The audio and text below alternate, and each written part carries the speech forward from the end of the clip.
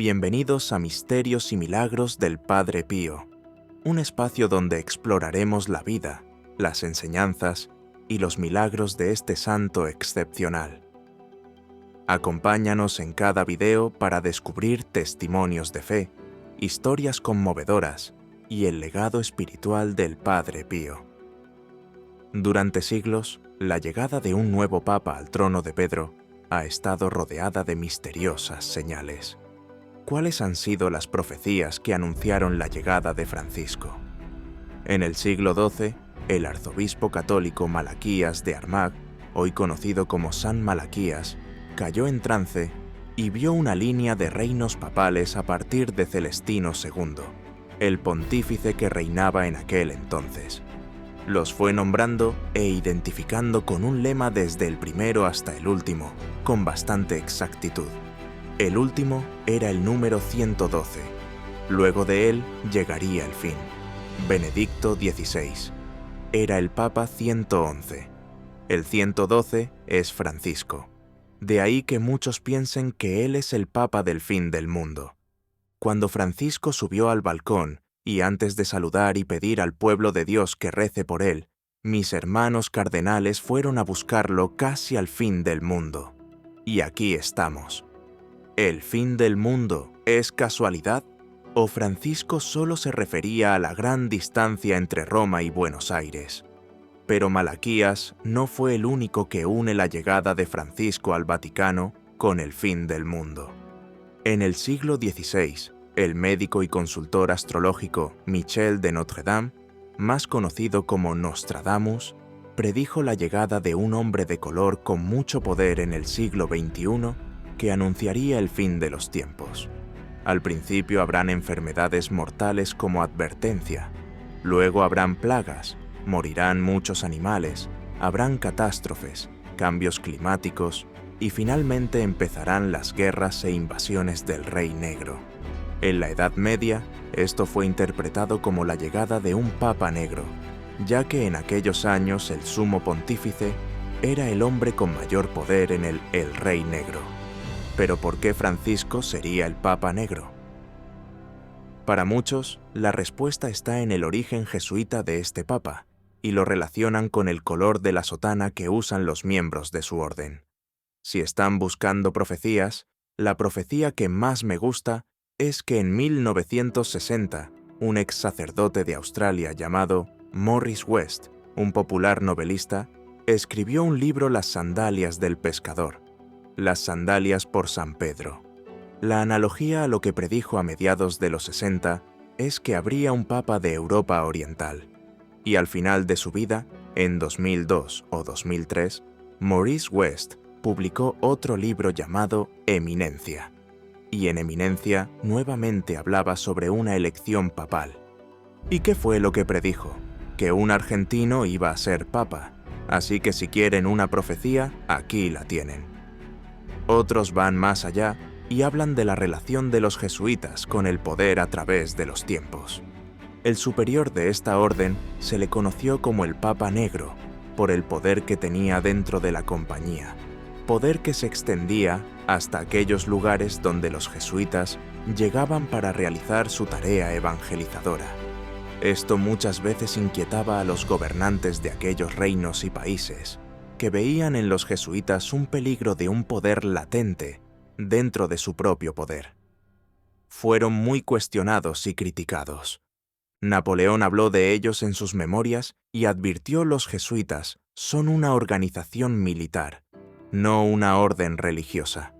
El objetivo de esta organización es el poder en su más despótico ejercicio, poder para controlar al mundo, bajo la voluntad de un solo hombre, la Compañía de Jesús, que muchos lo interpretan como una compañía en el sentido militar de la palabra, mientras que para San Ignacio era una compañía de amigos, de compañeros de Jesús.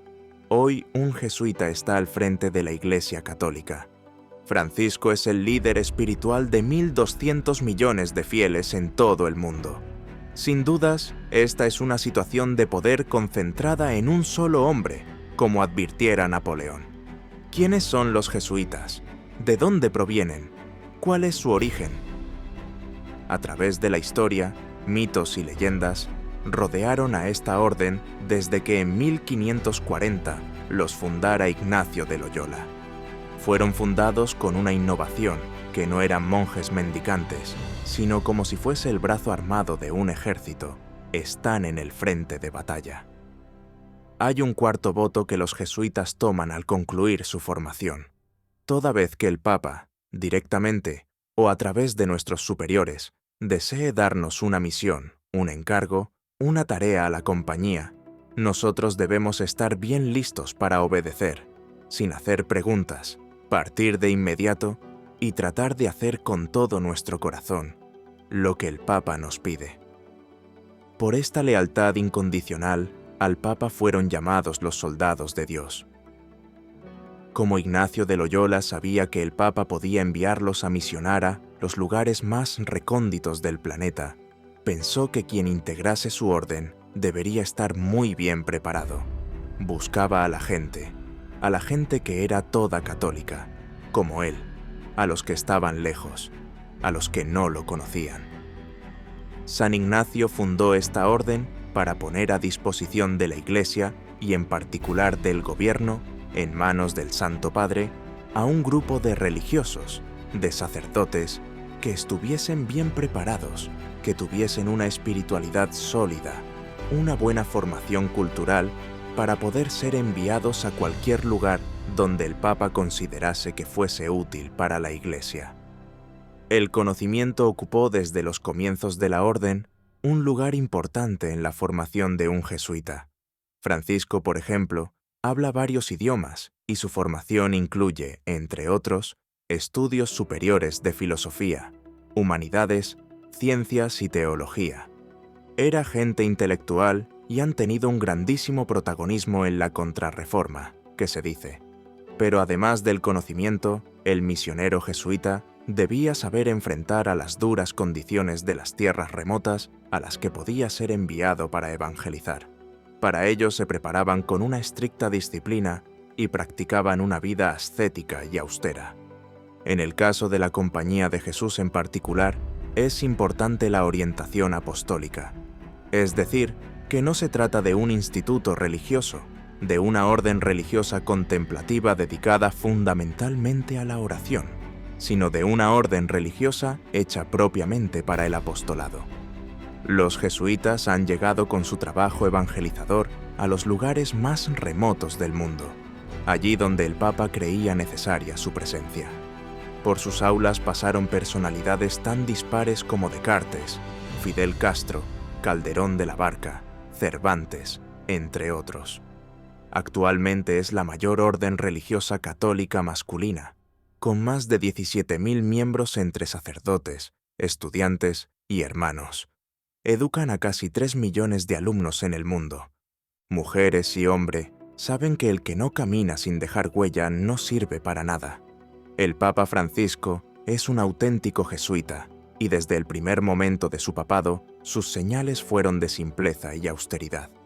La pregunta que se hacen muchos, ¿qué puede llegar a ser un jesuita al frente de uno de los estados más ricos del mundo?